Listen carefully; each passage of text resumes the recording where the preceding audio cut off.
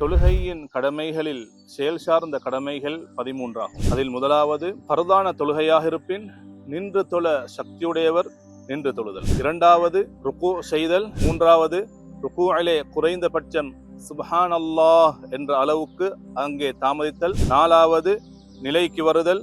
ஐந்தாவது நிலைக்கு வந்த பின்னால் நிலையில் குறைந்தபட்சம் சுப்ஹான் அல்லாஹ் என்ற அளவுக்கு அங்கே தாமதித்தல். ஆறாவது முதலாவது சுஜூது செய்தல். ஏழாவது அந்த சுஜூதில் குறைந்தபட்சம் சுப்ஹான் அல்லாஹ் என்ற அளவுக்கு அந்த சுஜூதிலே தரிப்படுதல். எட்டாவது நடுவிருப்புக்கு வருதல். ஒன்பதாவது அந்த நடுவிருப்பிலே குறைந்தபட்சம் சுப்ஹான் அல்லாஹ் என்ற அளவுக்கு தரிப்பட்டிருத்தல். பத்தாவது இரண்டாவது சுஜூது செய்தல். 11வது இரண்டாவது சுஜூதில் குறைந்தபட்சம் சுப்ஹான் அல்லாஹ் என்ற அளவுக்கு தாமதித்தல். 12வது அத்தஹியாத்து ஓதுவதற்காக நபி மீது ஸலவாத்து சொல்வதற்காக ஆரம்ப சலாம் கூறுவதற்காக அமர்ந்திருத்தல். 13வது மேலே சொல்லப்பட்ட பிரகாரம் ஓர்டர் முறைப்படி செய்தல். ஆகிரு தஅவானா அல்ஹம்துலில்லாஹி ரப்பில் ஆலமீன்.